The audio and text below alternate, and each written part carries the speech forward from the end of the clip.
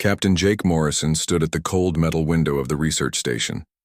Outside, the frozen moon of Kepler 442c stretched endlessly under the pale light of distant stars. Snow fell in thick sheets across the barren landscape. Jake had been watching this same view for 5 years, but today felt different. Today something was wrong. "Jake, you need to see this." Dr. Lisa Carter's voice came from behind him. She sounded worried. Jake turned away from the window. Lisa stood near her computer station, her face pale. Her hand shook slightly as she pointed at the screen. Data scrolled across it in bright green letters. "What is it?" Jake asked, walking over to her. "A Federation patrol ship. It's heading straight for us." Lisa's fingers moved quickly across the keyboard. "They'll be here in 6 hours." Jake felt his stomach drop.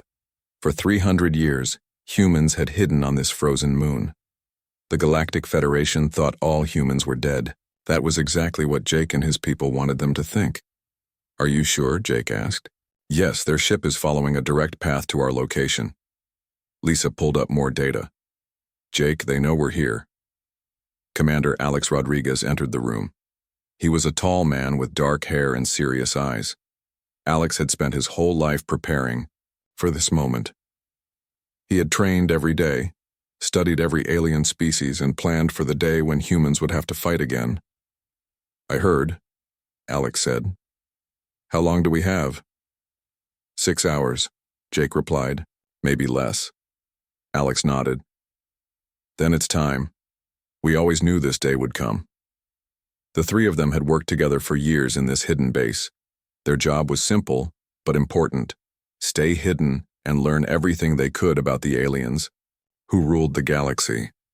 The Federation was made up of 7 different alien species. Each one was powerful and dangerous in its own way. The Zephyrians could read minds and control thoughts. The Cronin Empire had the biggest and strongest warships in the galaxy. The Vex Collective built amazing technology that humans could barely understand. The Alterian Council kept all the alien species working together. The Thrakari Mining Guild controlled most of the galaxy's resources. The Voidwalkers could travel through space in ways that seemed impossible. And the ancient Luminar race guided the others like wise teachers. Together, these 7 species had erased humanity from history. No alien in the galaxy remembered that humans had ever existed. All records were gone. All evidence was destroyed. It was as if humans had never been born, but humans were still alive. They had been hiding for 3 centuries, learning and waiting. "We need to evacuate," Jake said. "Alert all stations. Begin Emergency Protocol 7. Lisa's fingers moved across her keyboard. She sent coded messages to other hidden human bases across the galaxy. "Messages sent, everyone will know within the hour." Alex was already moving toward the weapons locker. "I'll prepare the escape pods. We can't let them capture any of our equipment." As Alex worked, Lisa continued studying the alien ship's approach. Her computer beeped, and new information appeared on the screen. "Jake, look at this," she said. "I hacked into their ship's database. There's something here you need to see." Jake looked at the screen. It showed Federation files about humanity, but these weren't the official records that said humans were extinct. These were secret files hidden deep in the alien computer systems. "They know we're still alive," Lisa said quietly. "They've always known." Jake read the files. The truth was worse than he had imagined. The Federation hadn't erased humanity because they were afraid of human weapons or ships. They had erased humanity because of something much more dangerous. "They're afraid of how we fight," Jake said, reading the alien text. "It says here that humans are the only species that can change their attack plans during battle. Every other species in the galaxy fights the same way every time, but humans were unpredictable." Lisa nodded. "That's why they erased us. Not because we were strong, but because we were impossible to predict. When other species fight, the aliens know what to expect, but when humans fight, anything can happen." Alex returned with weapons and supplies. "The escape pods are ready. We have 30 minutes before they arrive." "Take this data," Jake said, pointing to Lisa's computer. "Everything she found. We need to get this information to the other bases." Lisa, quickly copied all the files onto a small device. The information was priceless. For the first time in 300 years, humans knew the real reason they had been erased from history. Alarms began ringing throughout the base. Red lights flashed on the walls. Outside, Jake could see a bright dot in the sky growing larger. The alien ship was coming. "Time to go," Alex said. The three of them ran through the metal corridors of the base. Emergency lights cast strange shadows on the walls. Behind them, computers began destroying themselves automatically. No evidence of human presence would remain. They reached the escape pod bay. 3 small ships waited for them. Each pod was designed to look like space debris. The aliens would never suspect that humans were inside. "See you on the other side," Jake said. Lisa and Alex nodded. They climbed into their pods. Jake got into his own ship and started the engines. Through the small window, he watched as the Federation patrol ship landed on the moon's surface. Alien soldiers in strange armor stepped out of their ship. They moved toward the base with weapons ready. Jake knew they would find nothing. The base would appear to be an old mining station, abandoned for decades. Jake's pod launched silently into space. Lisa and Alex's ships followed. They flew away. From the moon, their ships hidden among real space debris. As they escaped, Jake thought about what they had learned. For 300 years, humans had believed they were hiding because they were weak. Now they knew the truth. They were hiding because they were too dangerous. The aliens feared human unpredictability. Every other species in the galaxy fought in patterns that could be learned and predicted, but humans changed their tactics constantly. They never did the same thing twice. This made them impossible to defeat. Jake smiled as his ship flew toward the next hidden base. The Federation thought they had erased humanity from history, but they had only made humans stronger. For 3 centuries, humans had been learning, planning, and preparing. Soon, the galaxy would remember why humans had been erased. And this time, humans would make sure they could never be forgotten again. The war was about to begin. 3 months had passed since Jake Morrison's team escaped from the research station. During those 3 months, strange things began happening across Federation space. Ships disappeared without sending any warning signals. Supply convoys vanished, completely, as if they had never existed. Military bases went dark with no explanation. Commander Alex Rodriguez crouched behind a pile of metal containers on the Federation cargo ship. His small team moved silently through the shadows of the storage bay. With him were pilot Jenny Walsh, explosives expert Carlos Wright, and communications specialist Ben Parker. They had spent weeks watching this ship, learning its schedule and crew patterns. "Remember, we're ghosts," Alex whispered into his radio. "In and out, no traces left behind." The team had studied Federation patrol routes for months. They discovered something important. Alien ships always followed the same paths, used the same strategies, and made the same decisions. The aliens were predictable in ways that humans never were. Jenny Walsh moved toward the ship's computer center. She was small and quick, perfect for sneaking through tight spaces. Her job was to steal information about Federation fleet movements. The aliens would never know their data had been copied. Meanwhile, Carlos Wright placed small explosive devices throughout the cargo hold. But these weren't normal bombs. They were designed to make the ship's disappearance look like an accident. Engine failure, perhaps, or a navigation error. Ben Parker stayed near the ship's communication system. His job was to make sure no distress signals got out. If the aliens called for help, the whole mission would fail. On another ship far away, Dr. Lisa Carter worked in her mobile laboratory aboard the stealth ship Phoenix. She had been studying alien biology for months, looking for weaknesses. What she found was fascinating and useful. Each alien species had evolved over millions of years to do one job very well. The Cronin were perfect warriors, strong and aggressive. The Zephyrians were master telepaths who could control minds. The Vex Collective were technological geniuses who built amazing machines. But this specialization came with a cost. Each species could only think in one way. The Cronin always wanted to fight directly. The Zephyrians always tried to use mental powers. The Vex always relied on their technology. None of them could adapt when faced with something unexpected. Lisa studied captured alien biodata on her computer screens. Fascinating, she said to herself. They're so specialized that they can't change their thinking patterns. This was humanity's greatest advantage. Humans could be warriors, diplomats, engineers, or anything else they needed to be. They could change their approach instantly if one method wasn't working. Back on the Federation cargo ship, Alex's team finished their mission. They had stolen valuable data and planted explosives that would activate hours later. By the time the ship disappeared, they would be far away. Mission complete, Alex said into his radio. Heading to extraction point, the team moved through the ship's corridors like shadows. Federation crew members walked past them without seeing anything. The aliens had no idea that humans were aboard their ship. In the command center of a massive Federation battleship, Admiral Zektar of the Cronin Empire studied reports of the missing ships. He was a large, powerful alien with thick armor and glowing red eyes. His people were the Federation's primary military force. 17 ships lost in 3 months, he growled to his officers. This is unacceptable. High Counselor Vel Thara of the Alterian Council stood nearby. She was tall and graceful, with blue skin and large eyes. Her species were the diplomats and politicians of the Federation. Perhaps it's rebel factions from known species, she suggested. The Outer Rim territories have been restless lately.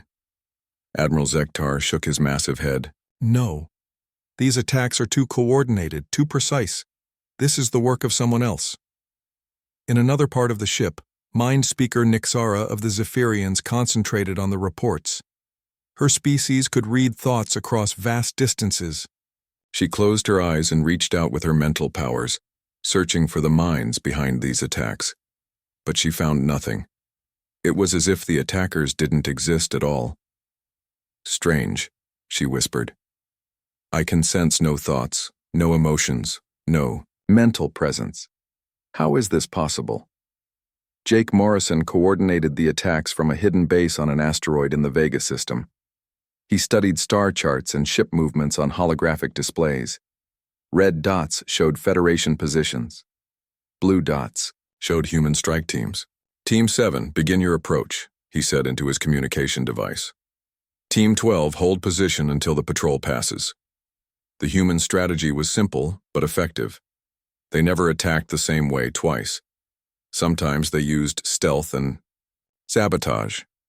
Sometimes they used direct assault. Sometimes they used captured alien technology in ways the aliens never expected. When Federation forces prepared for stealth attacks, humans launched frontal assaults. When aliens expected direct combat, humans used sneaky tactics. When the enemy relied on advanced technology, humans fought with simple but effective methods that alien computers couldn't predict. Captain Roy Jackson led operations in the Outer Rim territories. His team had captured 3 Federation patrol ships in the past month. They modified the alien vessels with human engineering, making them faster and more unpredictable. The key is to keep them guessing, Roy told his crew. Never let them figure out our pattern because we don't have one. Lieutenant Sandra Green commanded deep space reconnaissance missions. Her job was to map Federation supply routes and identify weak points. She discovered that alien logistics were incredibly organized but completely inflexible. They shipped the same cargo to the same places at the same times every month, she reported to Jake. If we hit their supply lines at the right moments, we can cause massive disruptions. Major Pete Williams organized raids on Federation storage facilities. His team stole weapons, supplies, and technology that humans could use or modify, but more importantly, they studied how Federation equipment worked. Their weapons are incredibly advanced, Pete explained to his officers, but they're designed for specific uses. The aliens never thought about using mining lasers as ship weapons or cargo transporters as teleporting bombs. The Federation leadership grew more worried with each passing day. The attacks seemed random, but were obviously coordinated. Ships disappeared from heavily protected areas. Supplies vanished from secret locations. Military communications were being intercepted and decoded. Admiral Zektar demanded more patrols. Double the guards on all supply convoys, triple the security, around military installations. But the attacks continued. Worse, they seemed to be getting more bold and creative. Federation commanders found themselves facing tactics they had never seen before. High Counselor Velthara called for emergency sessions of the Federation Council. Representatives from all 7 species gathered to discuss the crisis. "We're dealing with an unknown enemy," she announced. "Someone who fights unlike any species we've encountered." The Vex Collective representative, a mechanical being called Unit Prime, analyzed the attack patterns. The enemy's tactics show no logical progression. They appear to change strategies randomly, making prediction impossible. This was exactly what Jake Morrison wanted. Human unpredictability was working. The aliens couldn't develop counter-strategies, because humans never use the same strategy twice. Alex Rodriguez led his most daring mission yet. His team approached a Federation intelligence station in the Alpha Centauri system. The station was heavily defended and constantly monitored. "This is impossible," Jenny Walsh said, looking at the station's defenses. "No ship can get close without being detected." Alex smiled. "Good thing we're not using a ship." Instead of attacking with spacecraft, Alex's team used captured Federation technology in an unexpected way. They modified cargo containers to look like routine supply deliveries. The containers were actually hollow, with the strike team hidden inside. The plan worked perfectly. Federation guards loaded the containers into the station without suspecting anything. Once inside, Alex's team emerged and began their mission. They copied massive amounts of classified information from the station's computers. Most importantly, they learned the locations of other human colonies that the Federation was watching. "Jake needs to see this," Ben Parker said, downloading the data. "There are hundreds of human settlements that the Federation knows about but hasn't attacked yet." As they prepared to escape, Carlos Wright planted his signature explosive devices. But this time he added something special, a message that would appear on Federation communication networks. Hours later, when the explosives activated, every Federation ship in the sector received the same transmission. "Humanity remembers. We're coming home." The message sent shockwaves through Federation command. For the first time in 300 years, the word humanity appeared in official alien communications. Admiral Zektar stared at the message in disbelief. "Impossible. Humans are extinct. We erased them ourselves." Mindspeaker Nixara felt a chill run through her telepathic senses. Perhaps we didn't erase them completely." High Counselor Velthara's calm demeanor cracked for the first time in decades.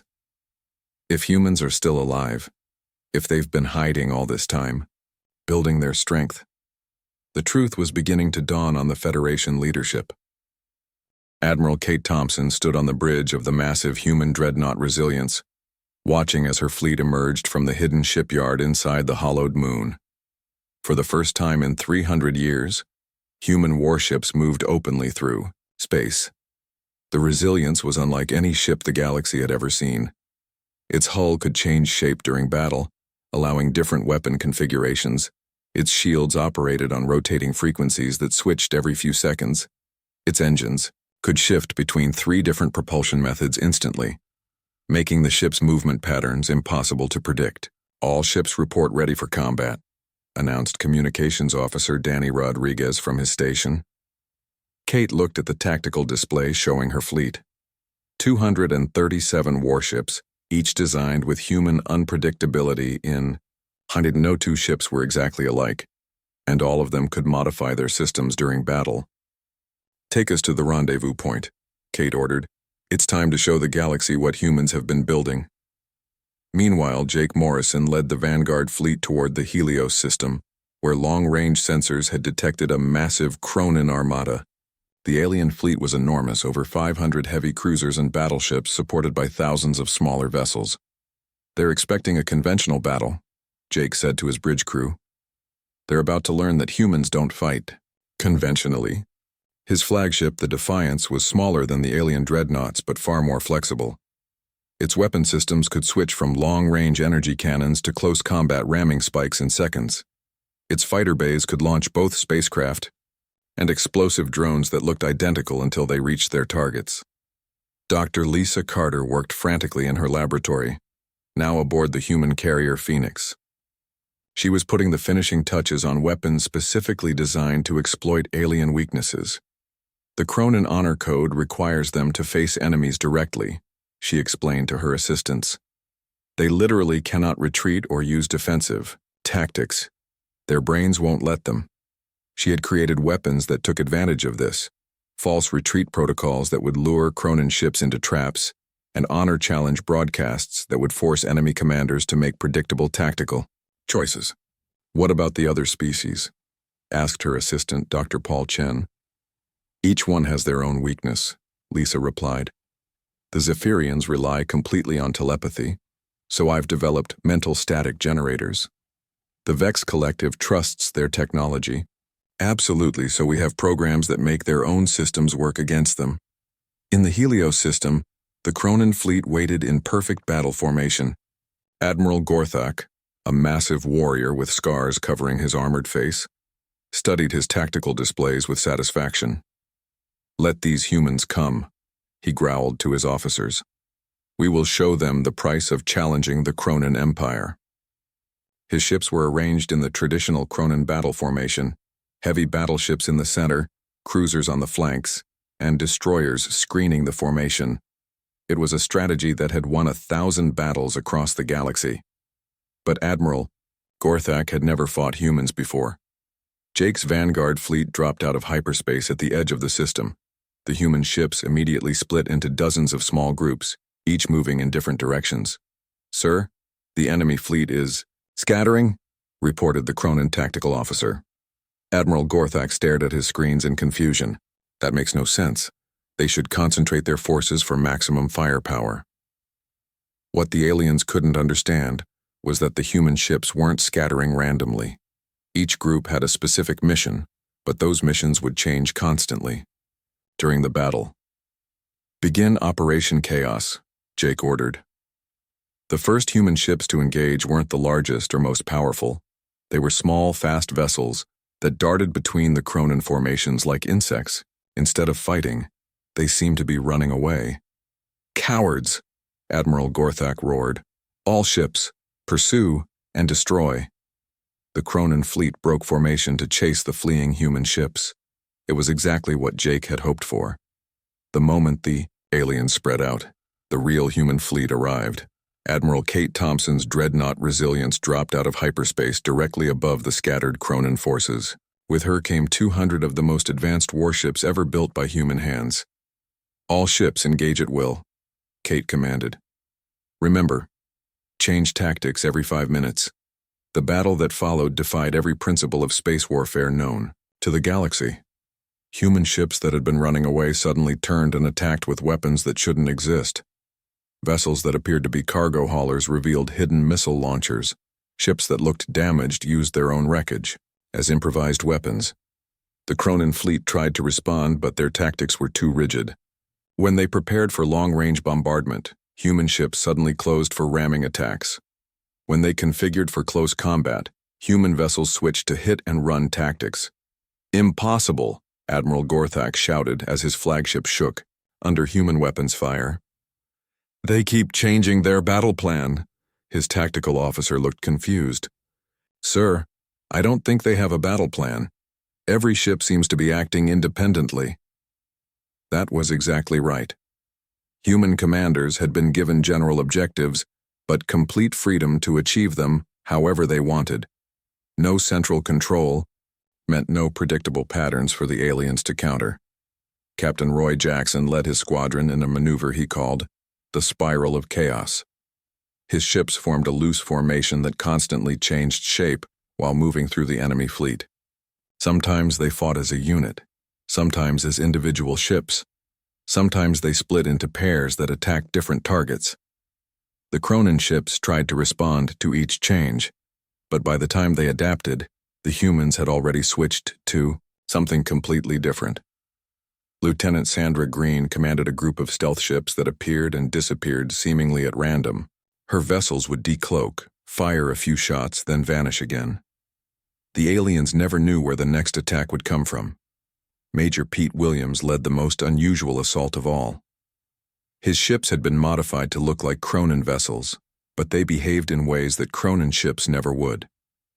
They retreated when winning, attacked when outnumbered, and used captured alien weapons in combinations that their original designers never intended.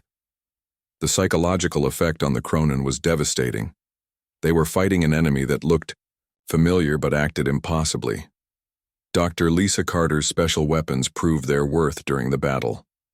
Her honor challenge broadcasts forced Cronin commanders to accept single combat duels with human pilots, who immediately broke all the rules of honorable fighting. Her mental static generators disrupted Zephyrian ships that tried to provide telepathic support. Her technology viruses turned Vex battle computers against their own vessels. But the most effective weapon was human unpredictability itself. Commander Alex Rodriguez led a strike team that infiltrated a Cronin command ship during the battle. Instead of trying to destroy it, they reprogrammed its systems to broadcast human music throughout the enemy fleet.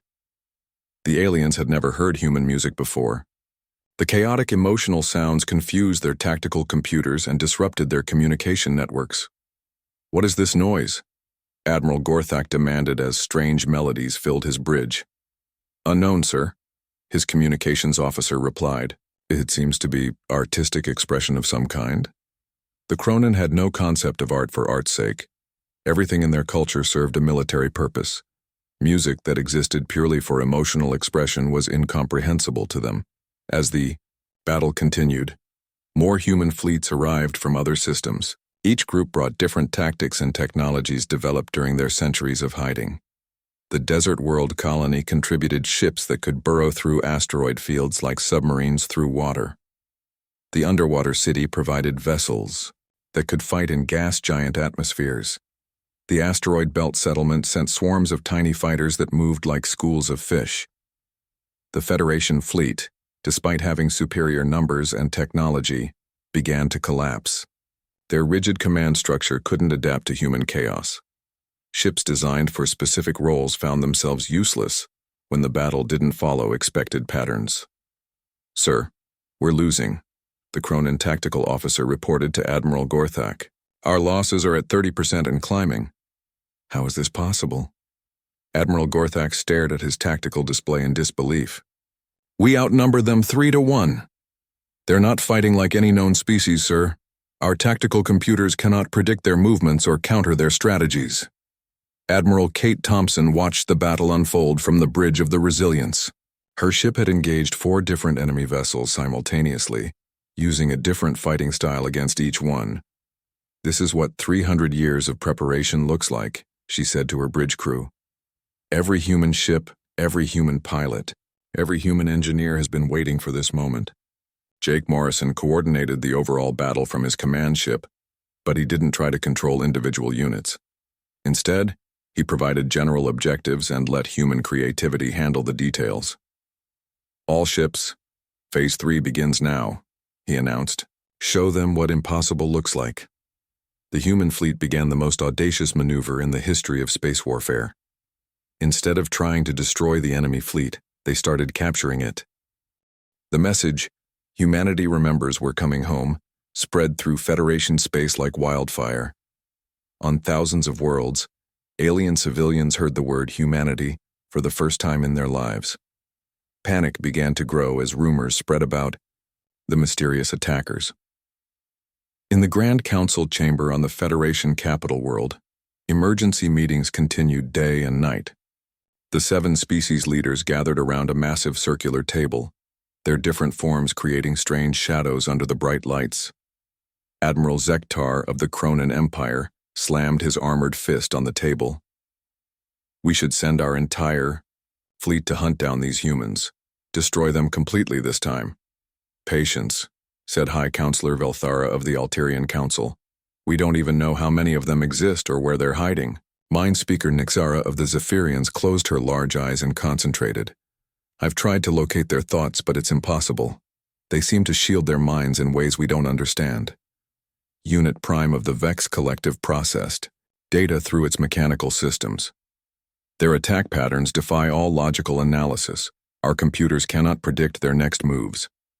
Elder Thrak of the Mining Guild spoke in his deep, rumbling voice. "They've been stealing our resources for months.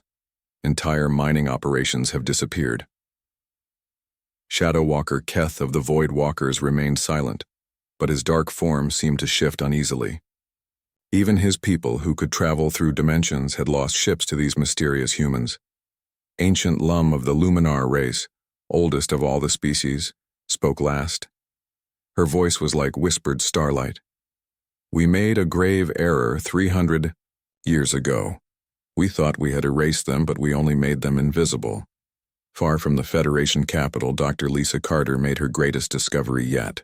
In her mobile laboratory aboard the Phoenix, she studied captured Federation command protocols and biological data. "Jake, you need to see this," she said into her communication device. Jake Morrison appeared on her screen from his command center. Behind him, holographic displays showed human operations across the galaxy. "What did you find?" Jake asked. Lisa pulled up her research on the main screen. "I've been studying how each alien species makes decisions in combat. It's incredible. They're all locked into specific patterns based on their evolution." She showed Jake brain scans of different alien species. "Look at this. Cronin neural pathways only activate in areas related to direct aggression. They literally cannot think of sneaky or defensive strategies." Jake studied the data. "What about the others?" "The Zephyrians can only conceive of mental manipulation. The Vex Collective thinks purely in technological terms. Each species is brilliant at their specialty, but completely blind to other approaches." This was the breakthrough Jake had been waiting for. "So when we change our tactics, they can't adapt because their brains won't let them think differently." "Exactly," Lisa said. "It's like they're all wearing mental blindfolds. They can only see the type of warfare they evolved for." Jake felt excitement building. This wasn't just useful information. This was the key to victory. He opened communication channels to human commanders across the galaxy. "All team leaders. Priority meeting in 1 hour. We're about to change everything." Captain Roy Jackson received the message while leading raids in the outer territories. His team had just captured another Federation supply convoy using a tactic they called gravity fishing, using modified gravity generators to pull enemy ships out of hyperspace. Lieutenant Sandra Green was conducting deep space reconnaissance when Jake's message reached her. She had discovered something important. The Federation was moving massive fleets toward suspected human locations. Major Pete Williams was organizing supply raids in the core systems when the communication came through. His teams had learned to modify Federation equipment so effectively that alien engineers couldn't recognize their own technology. Within an hour, all the human commanders appeared on Jake's holographic communication system. Their faces looked tired but determined. "Lisa has discovered why we're winning," Jake began. "It's not because we're stronger or have better weapons. It's because we can think in ways they literally cannot." He shared Lisa's research with the group. The reaction was immediate and excited. "This explains everything," Roy said. "No wonder our random tactics work so well. They can't predict us because their brains won't let them." "It's time to escalate," Jake announced. "We're going to launch the largest coordinated operation in human history, but first we need to contact the other colonies." For 300 years, humans had been hiding on worlds throughout the galaxy. Most colonies didn't even know others existed. Each group had developed independently, creating their own survival strategies and technologies. Alex Rodriguez led the most dangerous mission yet, contacting hidden human settlements that the Federation was watching. His team used the intelligence they had stolen from the alien database to locate these communities. The first colony they reached was on a desert world in the Tau Ceti system. The humans there had been living underground for generations, slowly building their own technology base. "We thought we were alone," said colony leader Mike Patterson when Alex's team made contact. "You're telling us there are humans fighting across the galaxy?" "Not just fighting," Alex replied. "Winning. And we need your help." Similar scenes played out on dozens of worlds. Hidden human communities emerged from caves, underwater cities, and orbital stations. Each group brought unique skills and resources to the growing resistance. The colony on New Terra had developed advanced stealth technology. The settlement in the asteroid belt of Proxima Centauri had built a fleet of small, fast ships. The underwater city on Oceanus had created weapons that worked in any environment. But the most important discovery came from the colony on Kepler 438b. They had been secretly building something for 2 centuries, a massive shipyard hidden inside a hollowed-out moon. "We've been preparing for this day since our grandparents' time," explained Admiral Kate Thompson, the colony's military leader. "We have a fleet ready for war." Jake stared at the holographic images Kate transmitted. Dozens of human warships filled the hidden shipyard. These weren't captured alien vessels or modified civilian craft. These were purpose-built human warships, designed specifically to fight the Federation. "How many ships?" Jake asked. 237 combat vessels, Kate replied, plus support craft, fighters, and supply ships. "We've been waiting 3 centuries for the order to launch." The revelation sent shockwaves through the human resistance. They weren't just scattered survivors fighting a guerrilla war. They were a hidden civilization that had been preparing for this moment across generations. Jake realized the scope of what they were planning. "We're not just going to hurt the Federation.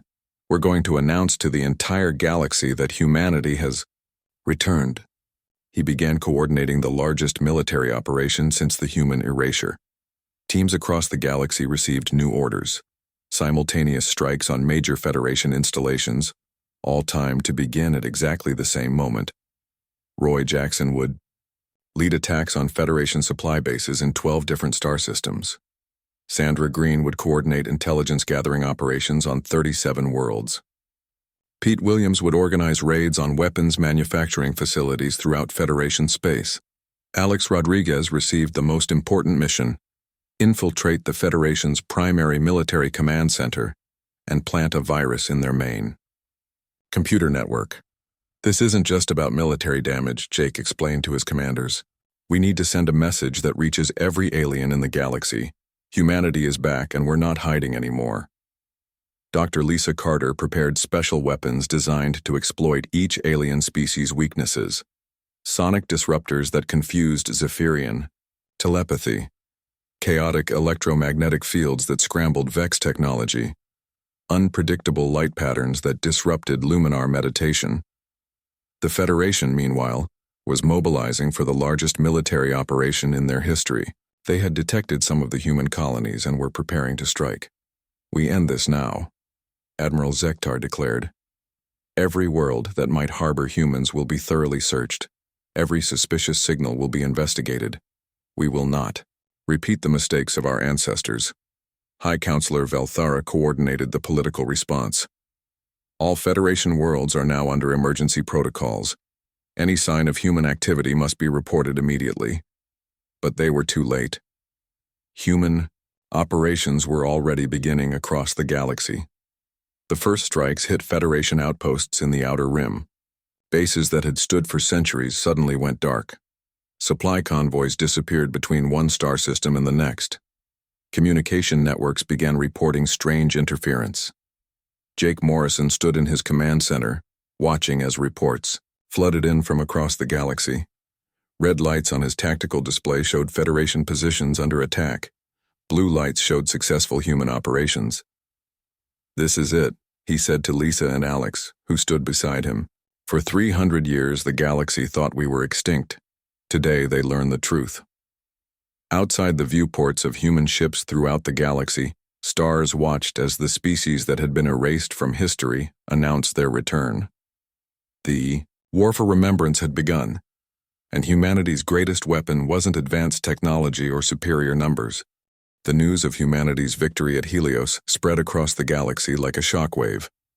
For the first time in 300 years, the Federation had suffered a major defeat. Panic gripped alien worlds as civilians learned that the extinct humans were not only alive but winning battles against impossible odds. In the Federation capital, emergency sessions continued around the clock. The 7 species leaders had made a desperate decision: combine their entire military force into one massive fleet. Over 10,000 warships from across the galaxy converged on the Andromeda sector, where long-range sensors had detected the largest concentration of human forces. Admiral Zektar of the Cronin Empire commanded the combined fleet from his flagship, the Dominator. The massive vessel was 5 kilometers long and carried enough firepower to destroy entire planets. "This ends now," he announced to the assembled alien commanders. "We will use our full strength to crush these humans once and for all." High Counselor Velthara coordinated the political aspects of the operation. "Every species contributes their best ships and crews. We cannot afford to hold anything back." The fleet was truly impressive. Cronin heavy battleships provided devastating firepower. Zephyrian mind control vessels could dominate enemy thoughts. Vex technological ships carried the most advanced weapons in the galaxy. Alterian diplomatic vessels coordinated the multi-species force. Thrakari mining ships had been converted into mobile fortresses. Voidwalker dimensional craft could appear anywhere instantly. Luminar energy beings powered weapons that could tear holes in space itself. But Admiral Kate Thompson was ready for them. From the bridge of the Resilience, she studied the approaching Federation armada through long-range sensors. Her human fleet was much smaller, only 800 ships compared to the enemy's 10,000. But she had something the aliens didn't understand. "Attention all human vessels," she broadcast. "Remember, we don't need to defeat them with superior numbers. We need to defeat them with superior thinking." The human strategy was beautiful in its simplicity. Instead of organizing a traditional defensive line, Kate split her forces into dozens of small groups. Each group operated independently with its own objectives, but those objectives would change constantly during the battle. Dr. Lisa Carter had prepared her ultimate weapon for this final confrontation. Working from her laboratory aboard the Phoenix, she had created a computer virus unlike anything the galaxy had ever seen.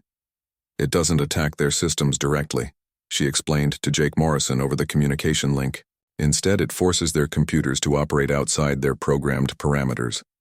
Jake understood immediately. "You're making their own technology unpredictable." "Exactly. Their ships are designed to work in specific ways, with specific tactics, following specific patterns. This virus will force them to behave randomly, and their crews won't know how to handle that." Meanwhile, Commander Alex Rodriguez prepared for the most dangerous mission in human history. His job was to infiltrate the Federation command ship and plant the virus directly into their central computer network. "This is a suicide mission," Jake told him honestly. Alex smiled.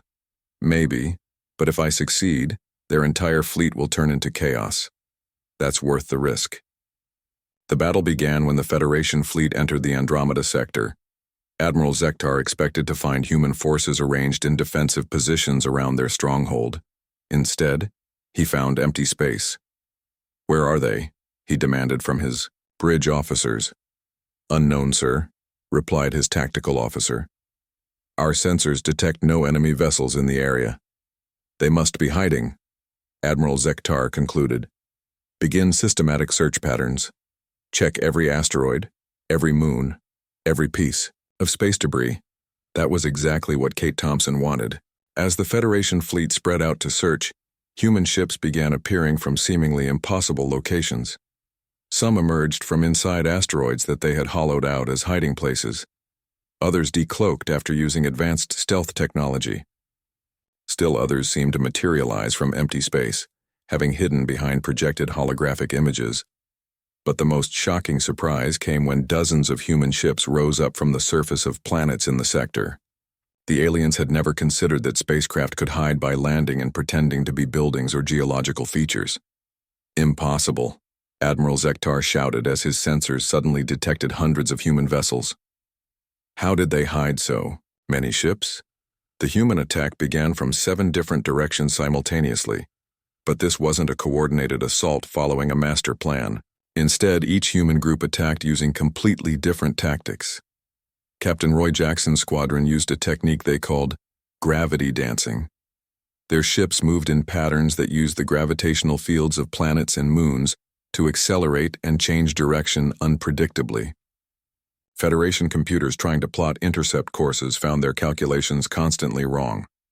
Lieutenant Sandra Green commanded a group of vessels that had modified themselves to look like space debris.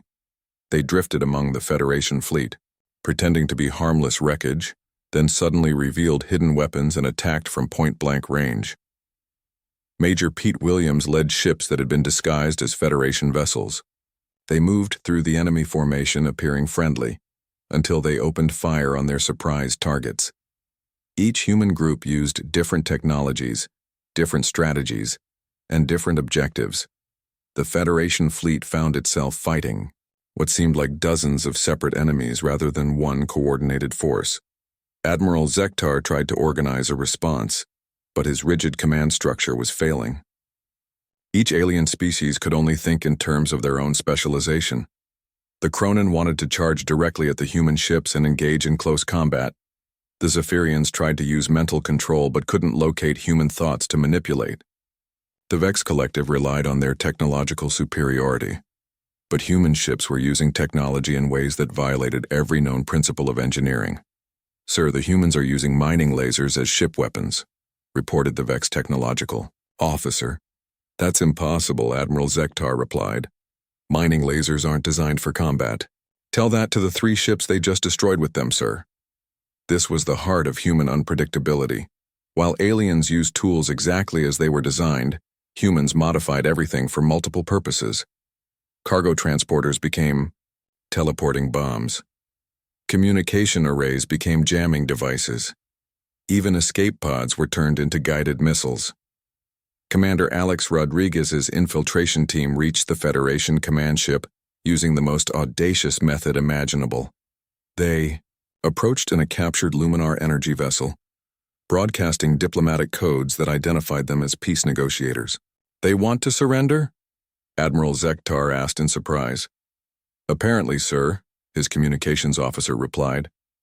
"They're requesting permission to come aboard under diplomatic immunity." Admiral Zektar approved the request. In all his years of military service, he had never seen an enemy try to surrender in the middle of a major battle.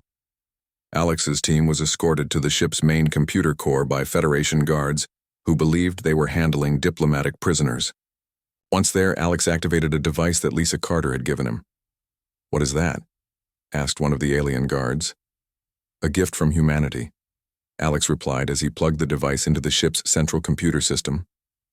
Dr. Lisa Carter's virus spread through the Federation network like wildfire. Within minutes, alien ships across the fleet began behaving erratically.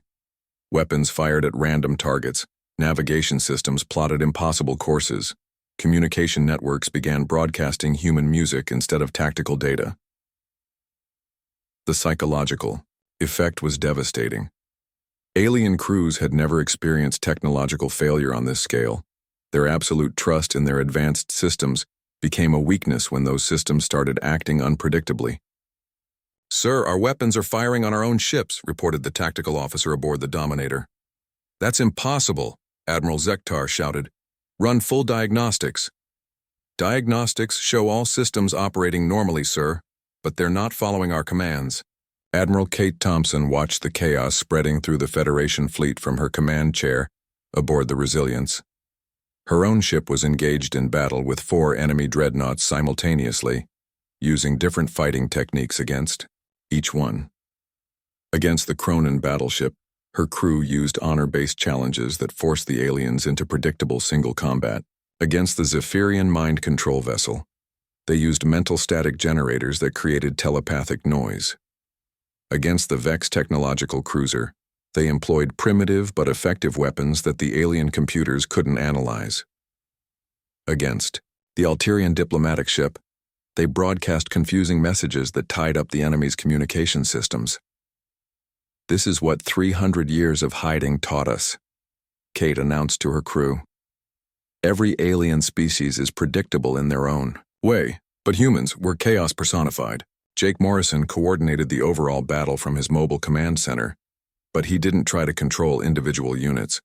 Human creativity was the most powerful weapon in their arsenal, and creativity couldn't be commanded from above. "All human forces Phase 4 begins now," he broadcast.